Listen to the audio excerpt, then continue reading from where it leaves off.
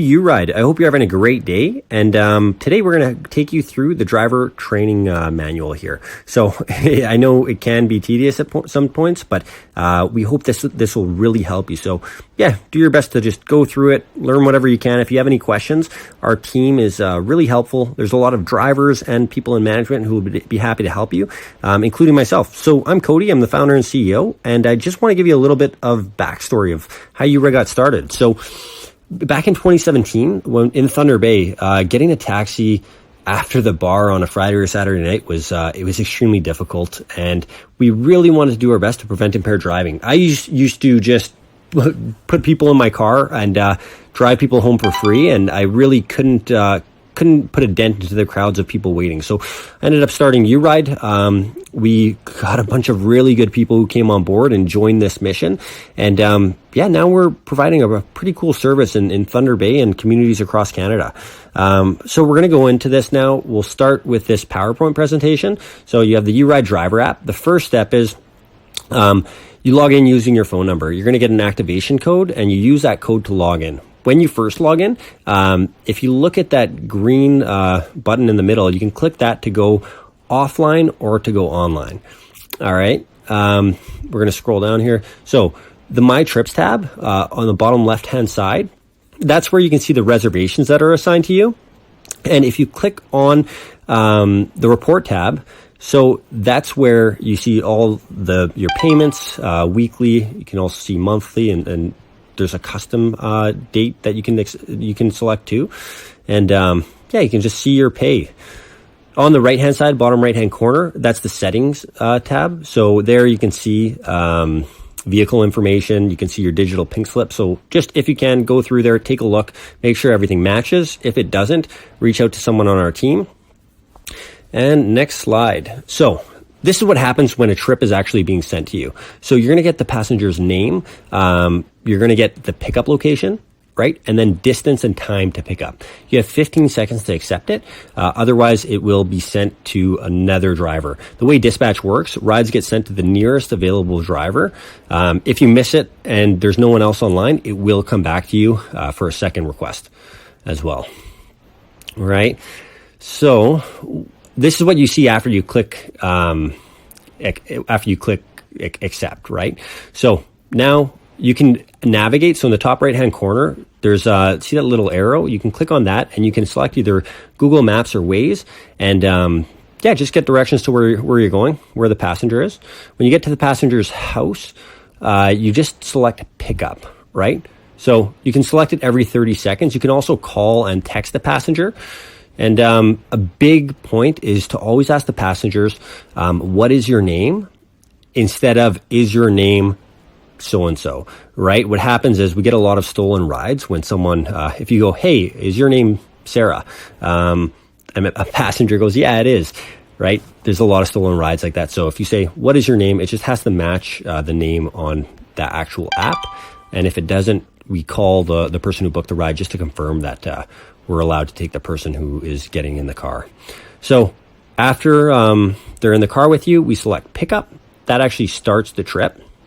And we'll go on here. Can you select the arrow, get directions to where the customer is going? I always ask them, do you have a preferred route?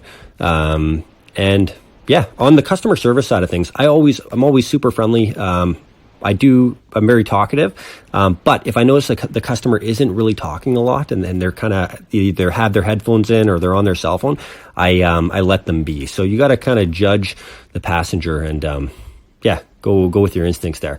After the passenger gets to the drop-off location, we just click drop off, and they'll hop out of the car. You can complete payment here, right? Just select complete.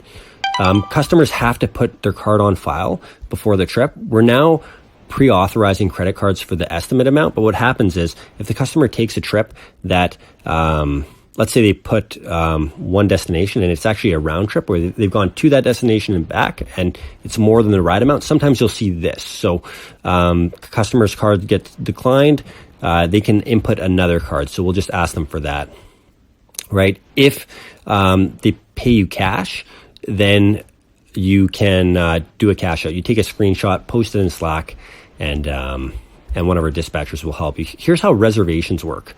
So an advanced booking, I'm just going to read this for you. An advanced booking is not automatically assigned to the driver. You will see a message just like the one below in the group chat. If you are available to take the reservation information or inform dispatch, dispatch will then assign it to you, and you will see the details under the My Trips section of your app. So just take a look at that. Okay.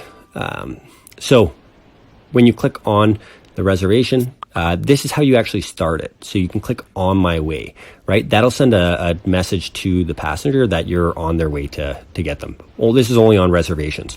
So cancellations, a new feature that's been added in the driver app. From this point forward, when you accept a ride and you're on your way to the customer, if you hit cancel, it will actually cancel the trip. So previously we would send it to another driver. At this point, if you click that cancel button, it's canceling the trip. So only use this if the passenger calls you and asks you to cancel, or if it's a really busy night. If it's a really busy night, a lot of times we'll call the customer just to make sure that they still need a ride and that they haven't been waiting for too long.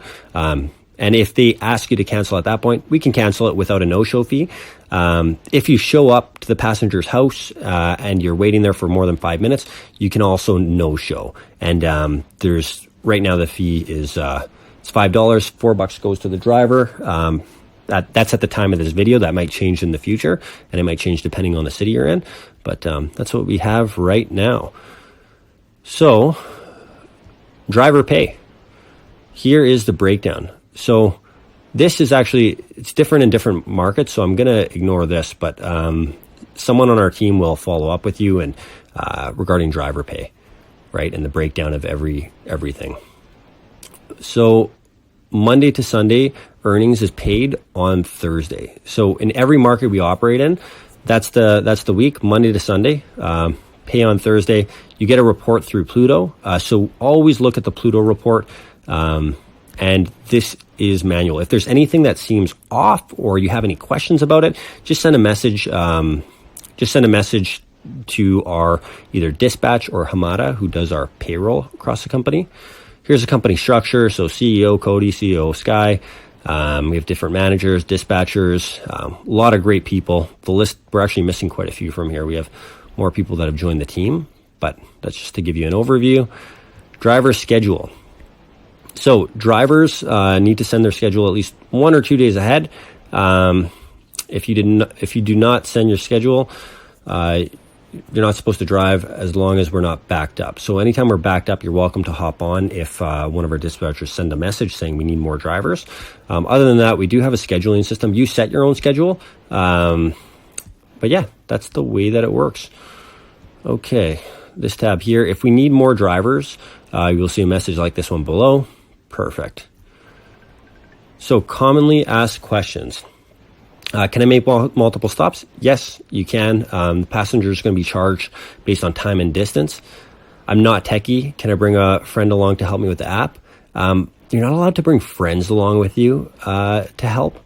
You're the only person allowed in the vehicle. If you are having troubles, we could definitely get another driver to meet up with you and help you with this, or we can do another training with management.